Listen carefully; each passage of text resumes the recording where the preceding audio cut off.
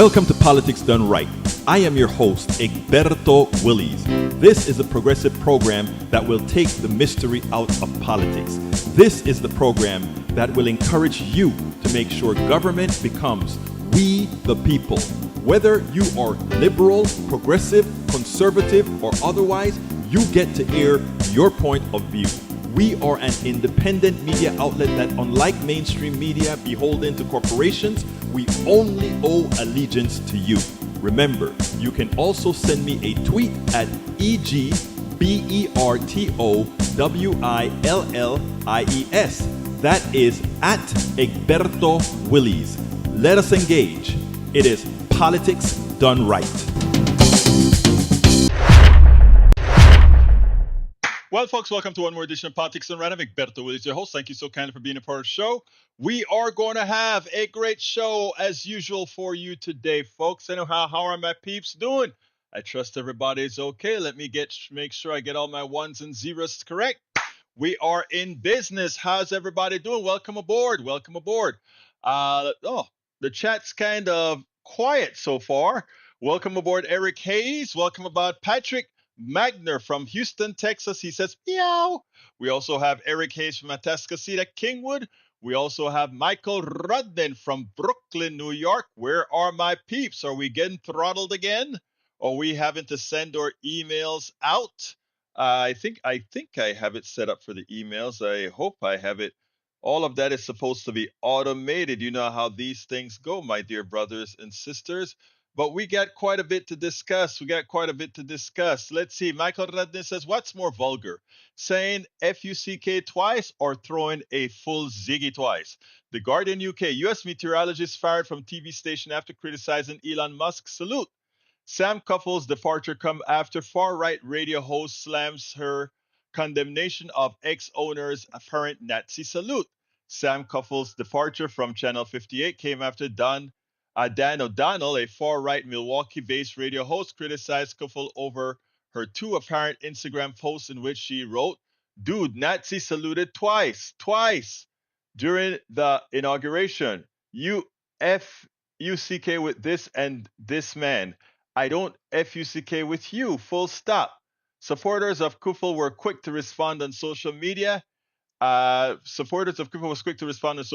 one user writing, X, shame on CBS 58 for firing Sam Kuffel for naming Elon Musk's Nazi salute. Shame on Dan O'Donnell's show for mobilizing trolls to harass her and call her for her job. This dark chapter of our country's history will eventually be over, and we'll all remember those who showed integrity. Wow. I didn't know about that story. I'm glad you've made us aware of that story, and I want to put that story on the screen so that people can get to that story or kind of see that story. This is shameful. That is shameful, folks. U.S. meteorologists fired from TV stations after criticizing Elon. Are they crazy? This is how you stifle democracy. This is how it's done, folks. This is what we have been complaining about when we talk about everybody succumbing to the thugs, right? They want to push you around and do as they please. That is sad. Lee Grant, welcome aboard from Montgomery County, E2247. Welcome aboard, my dear brother. Welcome aboard. All right, look, we have. I want to start with Dr. Richard Wolff. I interviewed Dr. Richard Wolff today. I got two different segments from him. I'm going to play one of them today. I want you guys to listen to this. I think you're going to love it. It's important, especially now. Lee the Bearcat, Saudi to invest $600 billion. Davos and globalism is losing and America to benefit. Why administration change? All of that is talk, Lee the Bearcat. All of that is talk. Remember, Joe Biden already opened up manufacturing, et cetera, et cetera, et cetera.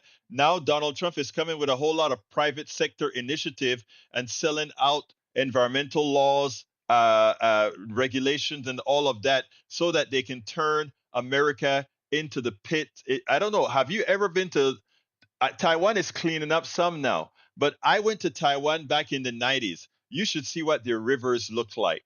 with all the manufacturing they were doing for us. But again, a lot of folks don't see things until it's too late, after they've gotten their cancers, after they've gotten all of that. But let's go ahead and play El Señor Richard Wolff, and then we'll take it on the other side.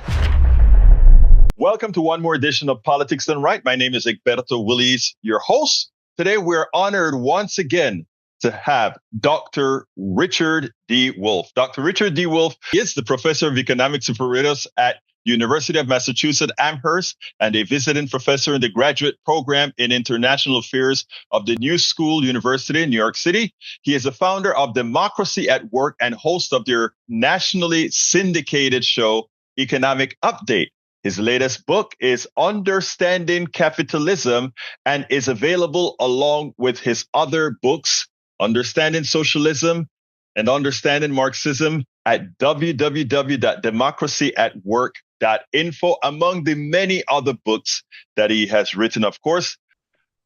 Dr. Wolff, I want to ask you a few questions about today's realities. How would you describe the current state of our country as we elected Donald Trump once again?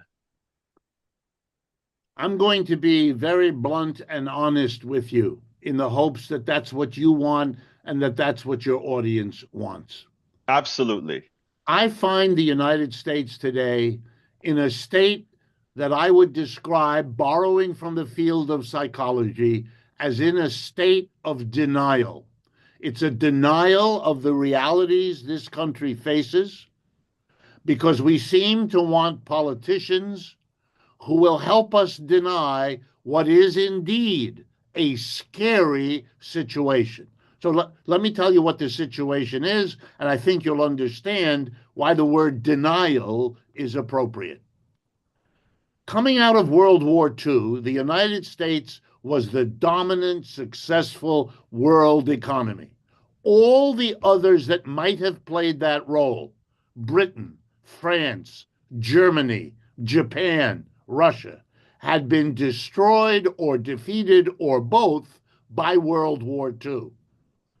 In contrast, other than Pearl Harbor, no bombs fell on the United States, no factories were destroyed. On the contrary, the mammoth unemployment of the Great Depression of the 1930s had been overcome. Because during the war, we took half the unemployed people and put them in uniform, and we took the other half of the unemployed people and gave them jobs making the uniforms and the guns and the bullets and all the rest.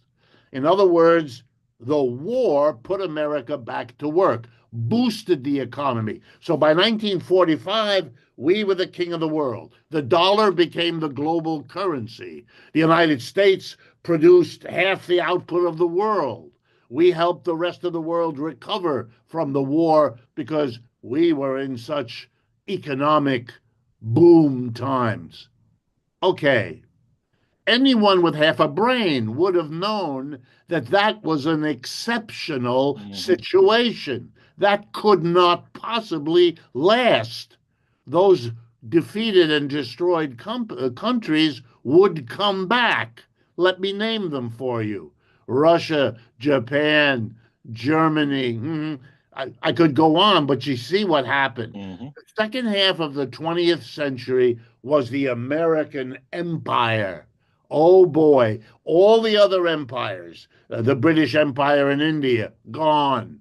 The Dutch or the French empires in Africa, gone. I could go on. All the colonial people rose up and got rid of their oppressors that had made them colonies in the first place.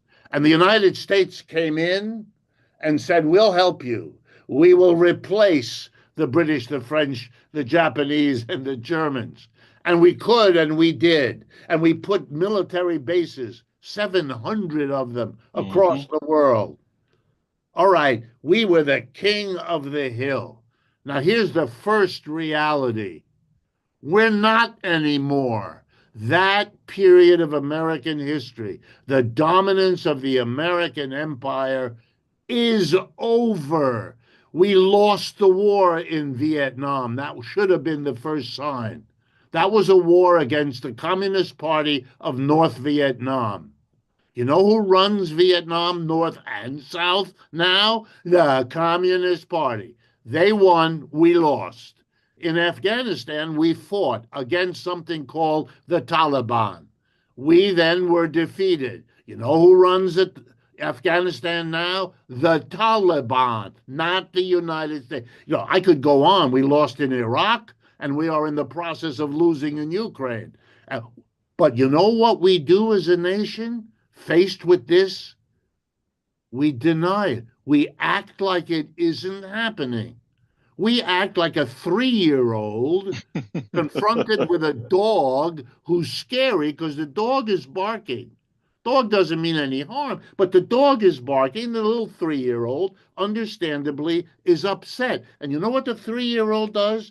Puts his or her little hands in front of their eyes, thinking that if they can't see it, it won't be there. Exactly. It takes them another year or two to grow up and to discover, no, you can put your hand there, but the doggy will still be there, and you'll have to find another way to cope. We're like the 3-year-old. We got some growing to do. We've got to face it. I'm an economist. Let me give you another way to understand this. The United States has a group of major economic allies. They're called the G7.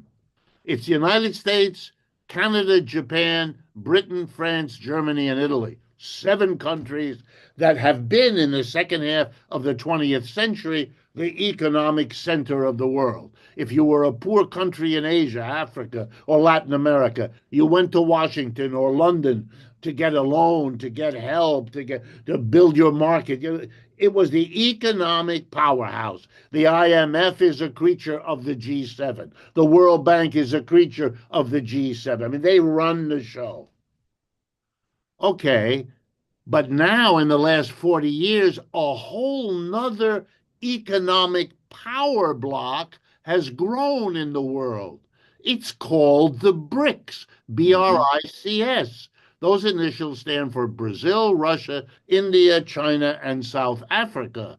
They started with those 5 countries 10 or 12 years ago. They are now 22 countries, and they are China with its major allies. And they are now what? Let me drive it home. They are wealthier by a lot than the G7. Oh, I didn't know they bypassed the G7. Wow. Oh, they bypassed it. Let me do it this way. We in economics have a number we call the GDP, gross domestic product. It's a rough measure of the output of goods and services in 1 year in any country. So we measure that, and it gives us, an idea of who's bigger, who's littler. If you add up the GDP of the United States and the remaining of the G7, it works out that those 7 countries produce about, these days, 27, maybe 28% of total output in the world. But there's 120 countries in the world, but these 7 account for 27%. Now let's look at the BRICS. You add up the GDP in each of their countries, it accounts for, get ready, 35%. Not close. They were equal in 2020. Here we are 5 years later, and the gap is growing. Let me give you another statistic finally. The International Monetary Fund, which is a Western Washington-controlled institution, announced with great fanfare that it keeps these records, that the American economy, the U.S. economy, will grow in 2024, the year just ended, 2.8%. And that is larger than any of the other G7 countries is growing. Germany, for example, is in recession. It is only not growing, is shrinking. Okay, but the IMF also tells us that in 2024, the economy of the People's Republic of China will grow 5%. That's almost double the amount. Yeah. And India will grow 7%. That's almost triple. In other words, the gap is getting wider. we are not the world center of the economy. We aren't. And we're not going there. And we haven't been there for a while already, but we don't know it in America because we pretend. Let me be really blunt. Neither Mr. Trump, nor Mr. Biden, nor Ms. Harris was able or willing to confront what I just said. It's common knowledge. I'm not basing anything I'm saying on any kind of special research. It takes 10 minutes to go to the relevant statistics and confirm everything I've just said. The advisors of those politicians, they know. I know some of them, and I know that they know. So this is silly. Look, Egberto, I'm only saying this so people understand. I've been a professor of economics all my life. I went to school at Harvard, Stanford, and Yale. I'm like a poster boy for elite American education. They worked very hard to persuade me, as they did most of my schoolmates, that capitalism is the greatest thing since sliced bread. They really tried hard. And some of them were really good teachers, have learned from them. But they never persuaded me. And nothing since I graduated has persuaded me either. American capitalism is in very deep trouble. I mean, it means that our president has to do weird things, like say, I want to take back the Panama Canal. Are you kidding? You're that desperate? You got it? What? These are not signs of strength. Let me give you another example because I think your audience will like it. Most of the history of the United States was constituted by waves of immigrants that came here from Britain, from Ireland, from all the countries of Europe, and then later from other parts of the world, Africa, Latin America. We all know that story. Most of them came willingly. The slaves were forced. But it was waves of immigrants. And if you think the United States became a big and powerful country, which it did, in the 19th and 20th century, which it did, that was because, here we go, it was able to absorb waves of immigrants because immigrants are a subsidy to your capitalism. You know why? They're mostly working age people. The very young and the very old are left at home for all the obvious reasons. The working age, which means the cost of feeding and clothing them through their childhood, of educating them until they got to be adults who could work. All of that was a burden on the societies they left, not a cost to the United States. We just got the adult worker, and we got them and we put them to work. We gave them the crappiest jobs at the lowest salary. They lived in the worst housing, the poorest schools. You all know the history. Every wave was put that way. But you know what it meant? Each wave enabled those who had come before to move up the ladder. Standard of living, yes. And that was the promise that was given to them. When Mr. Trump deports immigrants, it's a sign, a proof that the American economy is weak. It can't absorb them. It has no place for them. It is sending them away. Wow.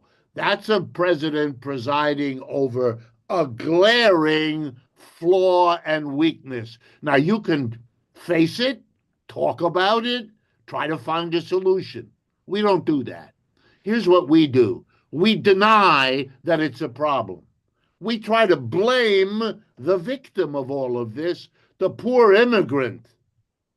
Those of us that are white are descendants of previous immigrants to this country who came voluntarily, hoping by making a contribution of working hard, they could find a place. These latest immigrants have exactly the same motivation and the same mentality, but it's the United States that can't handle it. We're not growing fast enough. China is, India is, but we're not. And that's the root of the problem of immigration. But instead, our leaders call this all a powerful affirmation of America first. We're going to take care. It's a denial game. It's when you can't face the real problem that you make of it. That's why Mr. Trump has to talk about an invasion of them. That kind of exaggeration, what's that about? That's denial. He can't face what is it about America that what made us great, absorbing immigrants, we're not going to do anymore. And you know what the result will be? Will make us ungreat. Yeah, You may wear a red hat, but what you're doing is the opposite. you kind of answered two of the three questions in that narrative. My question then is the outlook. I mean, where we stand. What will the outlook be? Especially since we're talking about a Trump, which is not one of the best thinkers, and the people that are running him right now, they are just out for themselves. What's the outlook as you see it? Well, I think you're seeing and you will see more and more denial. You're going to see theatrics. You're going to see ICE officials deporting people over into Mexico, and you're going to see saber rattling with the Chinese in Taiwan, or maybe we'll snatch. The United States likes a fair fight, so it'll be the United States Army against the Panamanian Army, all 11 of them. It's just, it will be theatric. Look, Mr. Trump got into office by an elaborate theater, demonizing this people, insulting that. I mean, that's all he does. And people love it because they don't want to face their own problems. And they love this clownish character, making them feel big and strong and powerful because the reality is they aren't and they're not about to be and they don't want to face it. We'll outgrow it. People do. It's childish. Meanwhile, however, here's my prediction.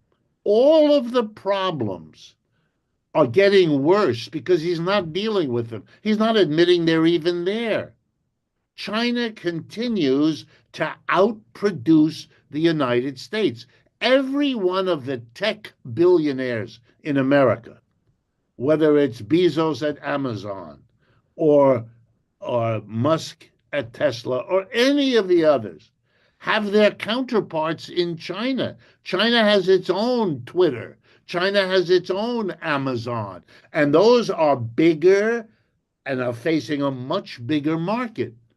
The population represented by the 22 countries in the BRICS, the population is over half the people on this planet.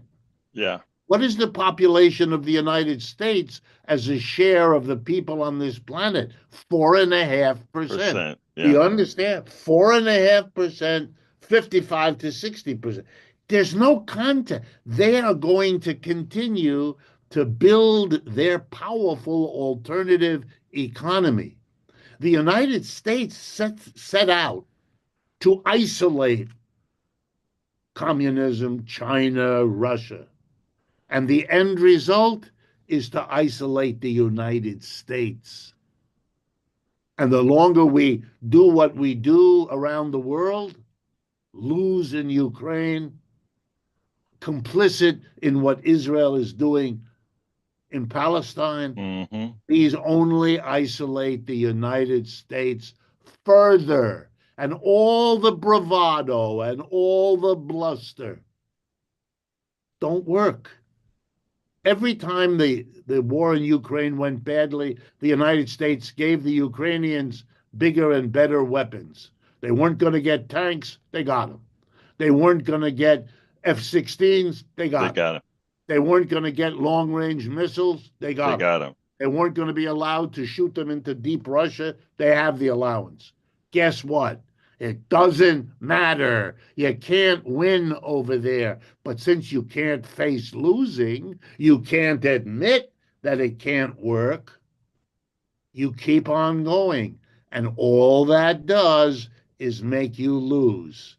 It's so sad as I read, even my colleagues We're going to defeat the Russians. No, you're not.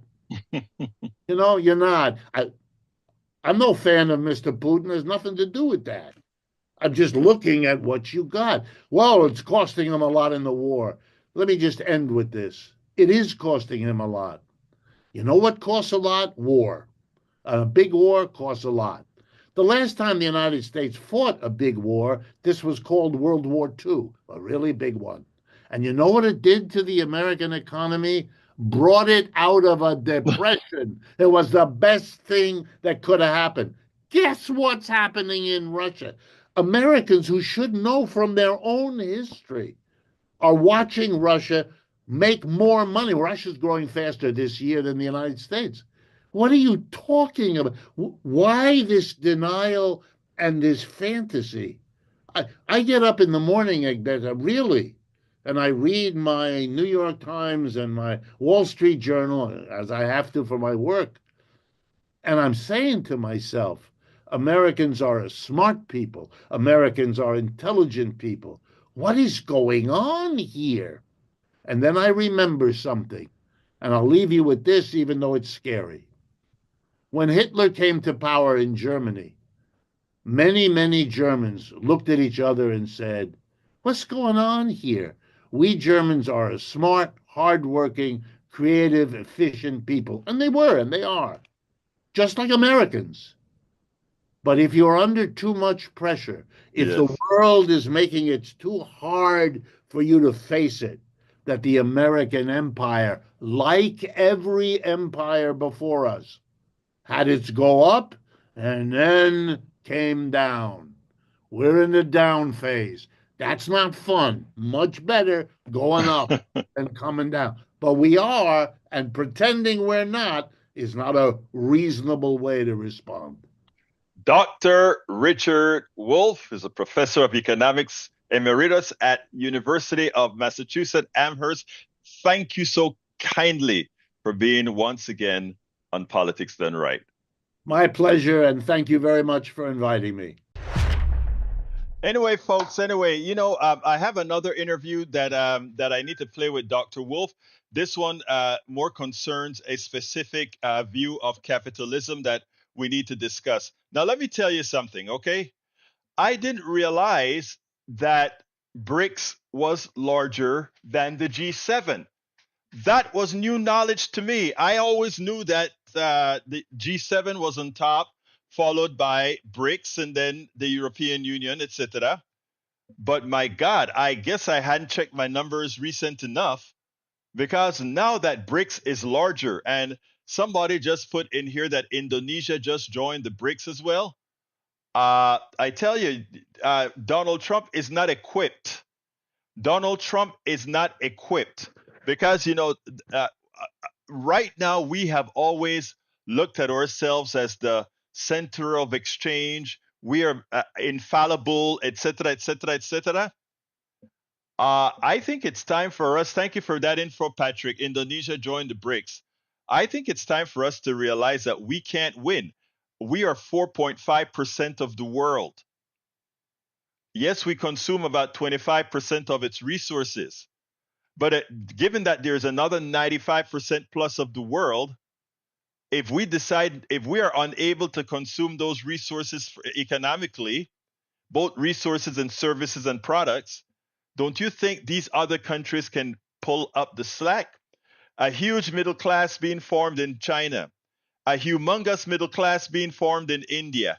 And just those two countries alone are close to, I believe, probably near half the population of the world, maybe 40% of population of the world, or somewhere in that vicinity, I believe. Fact check me, guys. Fact check me. But I know it's a large quantity of the world. I think those two countries alone probably make up close to 3 billion people, I believe, or more than that. Anyhow, so that is something that we better watch. Let me get to the chat and see what you're asking for now. Para ver. Good interview with the Wolfman, according to Lee Grant. We also have, let's see, para ver. Hit that like button, folks. That's right. Hit that like button. Tell us how you like the program. I need to check a repeat of this here. All right, Republicans are exploiting this moment to roll back civil liberties and write their wealthy friends in big checks. You know, it's a shame. It's amazing the amount of energy they're putting into getting rid of anything on the websites that talk about DEI or anything of that nature. Don't you find that sad? I find it real sad. Anyway, let's see. Republicans are, Paul Fleming also says, just hitting the docket.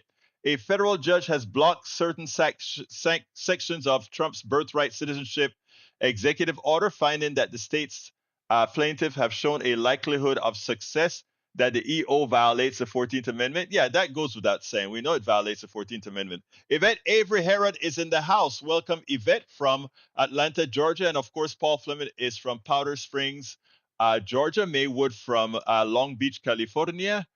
And I think I got the others in there. We also have Melanie Keelan. Says, hey, folks from Barcelona, Spain. Hi, Melanie. How are you doing?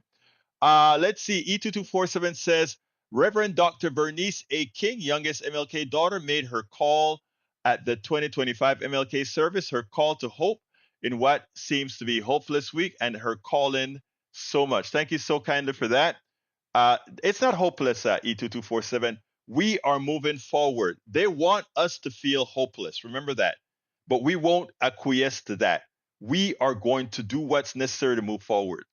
Let's see what else we got here. Lawfare Live, President Trump's executive orders. Thank you for that.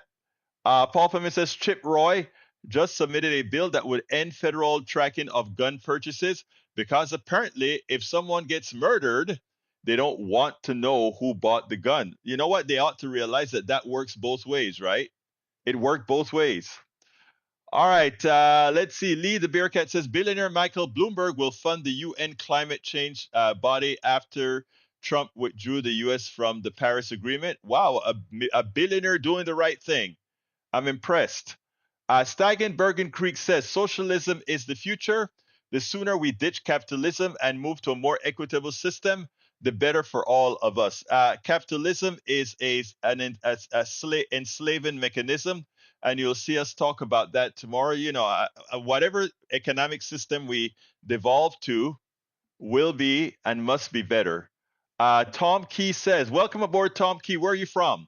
Tom Key says, Trump is ungrateful America. That's very true. I like that. Ungrateful. I like the pun, you know? All right. We also have, let's see what we got here. Maywood says, oh, that's a reply. Since Monday, Trump has halted civil rights investigations, suspended public health advisories, frozen infrastructure spending on road and bridges. Oh, really? Rescinded an executive order prohibiting discriminatory federal contractors. How does this help working people? Well, the reason he stopped the bridges, etc., I didn't realize that, but if he's doing that, it's because all this infrastructure money came from Biden. What I think he wants to do is reframe it so that then he can call it the reframe all that money and call it the Trump infrastructure bill.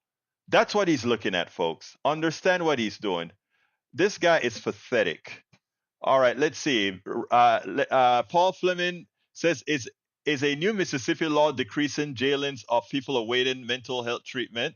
The state doesn't know. Community mental health centers, counties, and a state agency have reported vastly different numbers of people who spent time in jail while waiting to be treated for serious mental illness. All right, Pete Hegseth cleared a procedural hurdle, according to Eric. Yes, I saw that, but we'll see. Hopefully, we'll get a chance to block this guy. He's completely incompetent and unqualified for the job. Let's see what else we have here. E2247 says, if we meet evil and greed with Sabbath economics and giving, then we see the glory. I love that thought. I love that thought. Let's see. Steigenbergen's Greek says, can I feel hopeless after I am put in a re-education camp? We will make sure you will never see anything close to a re-education camp. Today we had on my morning program, we came out in full support of somebody who was arrested fighting the system. And that is what we're building infrastructure for. nobody should feel alone. We have to help each other during this time of need. This time where we have the fascists taking over, we have to be ready to go out there and fight. Lee, the Bearcat says, NVC to lay off several employees in post-election restructuring. It's sad, but we're having a very, very tough time in media. And that is because mainstream media having to coalesce to Donald Trump is creating a problem. And that's why you should support independent media like we have here. All right, let's go ahead and play my next video, and then we'll take it on the other side. As we all know, Donald Trump and his white nationalist fascist regime is now going after immigrants, and they intend to round up immigrants to lock them up and to deport them out of the country. Let me first point something out. There are two things to discuss here. One is that Donald Trump is simply using immigrants as yet another cost center, as a grift to make himself a lot of money. But those who are genuinely white nationalists, those who are genuinely fascists, they don't get it. They don't get it. Donald Trump doesn't really want to deport all these folks. Donald Trump doesn't really want to crash the economy real quickly, because deporting all these undocumented workers would do just that. It'll crash the economy. It'll also leave our produce on the ground, and inflation will soar as the people who build our homes, the people who pick up our vegetables, pick our fruits, etc., are no longer there. So what's Donald Trump's real intent? Donald Trump's real intent is to monetize the immigrant. And how he does that? Okay, he goes ahead and he allows his friends to build prisons, to build concentration camps to place these immigrants into. And that's one cost center, because he satisfies some of his friends, his billionaire friends, who will give him kickbacks in some form. So he'll use detention centers as a cost center. The other one that he's going to do is then make sure that farmers and ranchers who depend on these undocumented workers, let them know that, we can look the other way if you give us a little something. It is all within the modus operandi of Donald Trump. If you understand this guy, you understand that he has no intention of deporting 10 million people. He's just going to use the immigrants as cogs, as widgets to monetize himself and his friends. Now, for those who are genuinely concerned because of the lies he's told about immigrants, one of the best communicators in the House laid it out very well. I want you to listen to Jasmine Crockett, and then we'll take it on the other side. As one of the few people sitting on the dais who actually practice criminal law in the state of Texas, as well as licensed in Arkansas and practice there, as well as federal courts, one of the things that you said earlier, Mr. Beer, really stuck with me, is that there are already laws on the books as it relates to those violent criminals. And I know this because even though I hail from the great city of Dallas, I can tell you that when someone would come in and they were being held in custody for, say, a crime, they also had an ICE hold, okay? And that was for those that had maybe been deported before and had re-entered illegally and things like that. And so no matter what type of city you're in, I do want to be clear, federal law already, no matter if it's under the Biden administration or if it's under a Republican administration, we all agree that we want to be safe. And I think that's the first premise that we're losing, because there isn't something that is tatted on my head that says that I'm a Democrat and therefore you illegal bad person, don't come for me, go for the ones that have the R's on their forehead. Now let me be clear about this as well, because we've talked about crime and we've talked about fentanyl specifically. And this is also something that I have dealt with, unlike some of my other colleagues. And listen, I'm going to be honest, because I actually want to fix problems. And I actually have a really good senator in Texas, and I'm sure y'all can guess which one is the good one. But let me tell you, if we care about fentanyl, I have multiple bills for that. I started on the state level before everybody started talking about it. And I have federal bills that my senior senator has signed on to. So I welcome my colleagues because I actually want to make sure that my communities are safe. But as we start to talk about crime and statistics, Mr. Beer, I want to play a little game with you. It's called rhetoric versus reality. And so I want to ask you, my first question, is this rhetoric or reality? Immigrants commit more crimes than U.S. citizens. On a per capita basis? Rhetoric or reality? Oh, it is rhetoric. Okay, thank you so much. Mr. Chair, I'd like to ask for unanimous consent to enter into the record this article, which states that undocumented immigrant offending rate lower than U.S.-born citizen rate. And this is from nij.ojp.gov. Without objection. Thank you so much. The next one, immigrants are just living off the federal government and contribute nothing. That would be rhetoric. Okay, thank you so much. Mr. Chair, I would ask unanimous consent to enter study that says undocumented immigrants pay almost $100 billion in taxes. This is from the Alabama Reflector. Without objection. Thank you so much. My final rhetoric or reality question is immigrants only enter at the southern border. Rhetoric. Okay, right, because they enter all kinds of ways. I just wanted to make sure that I put that out there. In fact, I have a few more questions because I still got a little bit of time, which I usually run out of time. We have talked again about crime, and there's been this overemphasis on it. And honestly, I can tell you that I don't want anyone to be killed, whether it's here or anywhere else. There is nothing about me as the child of a preacher that makes me say that I want people to die, okay? So I feel as if my colleagues from across the aisle have decided that they are going to make immigrants the boogeyman. It's insanity to me, but they also are showing compassion for victims, which they should, but they have no compassion for people that are contributing to making us great in this country. So interestingly enough, I'm curious to know, Mr. Beer, if you know if immigrants contributed to these particular crimes. There was a mass shooting in Buffalo, New York that killed a number of African Americans as they were trying to shop for groceries.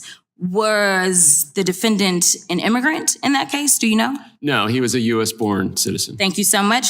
Charleston, South Carolina, there were Black churchgoers trying to praise the Lord. They were killed. Was that an immigrant that perpetrated that or not? No, that was a U.S.-born citizen. Thank you so much. Now, coming home to Texas, there was an El Paso shooting. Do you know if that was an immigrant or not? No, they were targeting immigrants in that case. In fact, each of these cases, it was white supremacists. And so the last unanimous consent that I'd ask for is this article that states that white supremacists behind over 80% of extremism-related U.S. murders in 2022. Without objection. Thank you so much. So for those who sit back and honestly think that, well, you know, we're not bad people, but undocumented workers are a drain on our society or a negative for society. I think Jasmine, Representative or Congresswoman Jasmine Crockett did a perfect job of dispelling those lies that are put out by Donald Trump and his ilk. But again, I want to circle right back to what I'm saying. Donald Trump's goal is not to really be the deporter in chief. The truth of the matter is Obama already earned that title. What his role is to monetize immigrants. And in doing so, he cares nothing about the pain and suffering and the destruction of families that's going to cost. He has no concern about that. So once you understand that, and once you understand what Representative Jasmine Crockett had to point out, the idea going forward is we should love our immigrants, More importantly, we should have immigration reform that quickly integrate these people into society in such a manner that neither they nor the working class are exploited.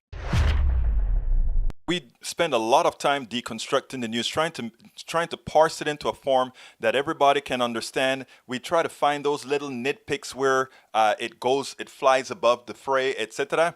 If you really like these videos that we do, I want to ask a big favor. Please go ahead. Number one, subscribe to our channel, and number two, please join if you can. Thank you so kindly for watching. Keep watching. Please remember to share. We must populate the entire internet with our progressive message, a message that we know is what most Americans say that they want. So help us, please join. You know, a few years ago, we were trying. I think it was with Move to Amend. We were trying to get a national strike where all immigrants, specifically those from south of the border, will stop working for 1 week. Just 1 week. But again, these are people who have lives and have to make their monies, etc. But the funny thing about it is, if you take a look at what would happen to this country, the country would crater. You know what is very interesting is during the COVID pandemic, right? It was interesting to watch that many of the people that made the least amount of money, sans doctors and police and firemen, fire persons, I should say, and nurses, etc. But the vast majority of those people we called essential workers, critical workers, were a whole bunch of underpaid folks that many of the folks that are talking about get these immigrants out of here could not survive if they weren't here then. It is simply amazing. The thing about critical thinking, the thing about when you have a person like Donald Trump leading his cult and teaching people to forego critical thinking, teaching people to be willfully ignorant, or to put it bluntly, be ignorant because it's an allergy. I mean, it's almost an allergy to learn. That presents a problem. These are the things that we hope to crack with stories, because one of the things that they have noted with what folks have called the right brain, the brain that have a tendency to gravitate to items that are more on the conservative side, is that many folks in that domain have a tendency to not have the necessary empathy that others have to be able to vicariously see through the eyes of the afflicted. But if it happens close to home, suddenly they see it. If it affects them or an immediate family, then they have a tendency to react. And that's why many times some stories about people that these folks are close to can have an effect. But I just sometimes, I remember back in when Bush II came into power and he got elected the first time, because just like Trump, Bush 1 didn't win the popular vote, but he won it in round 2. Trump didn't win the popular vote, but he barely won it in round 2. And I had said then, I never forgot the blog that I wrote. Give them everything they ask for. And yes, we will feel some pain.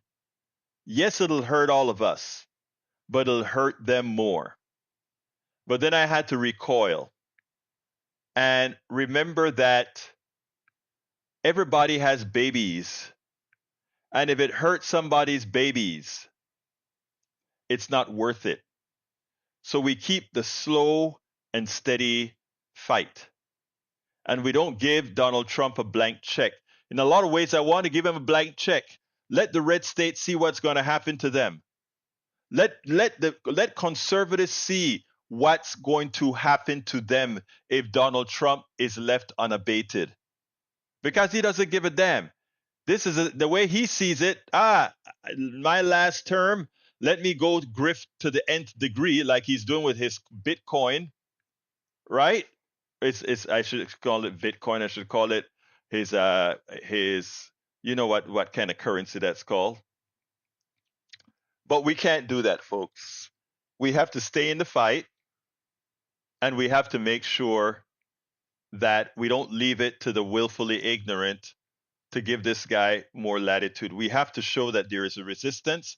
And not only do we show that there's a resistance, but we have to show that the resistance is larger than the popular vote he won. In fact, he has already lost many in the popular vote that he's attained. So the resistance must go on. The resistance must go on.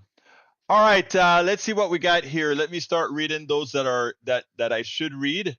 Let's go up here. Para ver, ¿qué va a estar? CNN, NBC begins to lay off. Yep. That's why, folks, we need your support. We really need you to support independent media because, again, the corporate sector they don't really have to lay those people off. They are laying these people off as well to put the fear into the ones that stay on. The fear of saying the wrong thing. They don't have to go and say, hey, don't speak badly about Trump or don't ask Trump these particular questions. They don't have to do that. They just have to put the fear in the journalists' ears. And you know what? I've already seen that. The fear. There's a piece that I was supposed to do today. I don't think I did it yet. I'll probably bring it to you tomorrow. I have several pieces. I did some interviews today, etc., but I have a lot more pieces to bring you. So remember to always share and, come on into the fold and go ahead and subscribe to our newsletter, subscribe to our YouTube channel. In fact, if you are seeing this and are not subscribed to the YouTube channel right now, I want to ask you guys to go ahead and subscribe to the channel right now. I guarantee you it's worth it. It's worth it. If you are not, if you want to be with us via a Patreon, please do so. Okay, what else have we got here? They started coming in using CBP. I'm not even going to go with that. That is just another racist comment from somebody who shows those proclivities. Paul Fleming says Trump reversed an EO that eliminated DOJ private prison contract. He's about to sign a bill expanding migrant detection, further enriching the private prison industry. Exactly. And his AG pick is an ex-lobbyist for the GEO Group, the largest prison company. Follow the money. Exactly. That's what I mentioned earlier. All right, what else have we got here? Why Trump does not understand DEI. I see this initiative as a direct attack on veterans. Everett Kelly, president of the American Foundation of Government. I saw that interview that he did yesterday. But let me tell you, Trump is the biggest DEI recipient. All those people that are complaining about DEI, they're the ones that most benefit from DEI. But it's I should say reverse DEI. Anyway, folks, we're coming close to the end of the program. It's time to do my ask. I want to ask all of you who are currently listening to consider becoming supporters of this program. We do this program twice a day. At 6 in the morning, Central Time at KPFT 90.1 FM. We are on air and over the internet in every form. We are streamed on YouTube. We're streamed on YouTube, Facebook Live, Instagram, Telegram, Substack, and many other platforms. So you can get us everywhere. Plus, we are on air at KPFT 90.1 FM, a Pacifica Network station in Houston at 6 in the mornings. And then we have this show at 3 o'clock Central Time, 5 days a week, every weekday. Please support what we're doing here. It is so very important. How can you support us? You can support us by either becoming a Patreon, and that is at politicsandright.com/Patreon, if you're so inclined. But one of the best ways to support, the all-encompassing way to support us, is becoming a paid subscriber of our newsletter. If you go to politicsdoneright.com/newsletter, you don't only get our newsletter, but you get access to all 5 of my books and any subsequent book that I write directly on the Substack platform. You also get the premium versions of all our newsletters, and it's always a long, detailed version that goes ahead and talks about the videos that we have, etc. It's worth it, and by doing that, you support what we're doing. So I ask you so kindly to support our program as best you can. politicsdoneright.com/newsletter, become a paid subscriber, and you would be doing your part. Got to get out of here. My name is Egberto Willies. This is Politics Done Right. Love you all, whether you are left, right, in the middle, or whatever. My goal is for us to realize we are in the same boat. Don't let them fool you otherwise. Listen to the program that I'm going to have, the second program that I'm going to have, the other episode of this interview with El Señor Dr. Professor Richard Wolff. I'll either play this tomorrow or the day after. But we need us to stay engaged. And we need those of us who still have the ability to critically think. We need to critically think to move forward. Anyway, folks, my name is Egberto Willies. This is Politics Done Right. And you guys know how I end this baby. I am what? Out.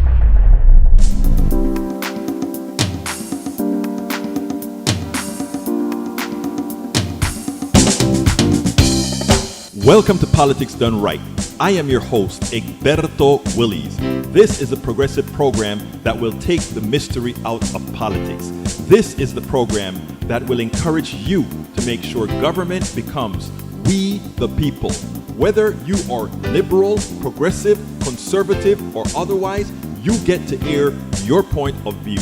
We are an independent media outlet that, unlike mainstream media beholden to corporations, we only owe allegiance to you. Remember, you can also send me a tweet at EGBERTOWILLIES. That is at Egberto Willies. Let us engage. It is Politics Done Right.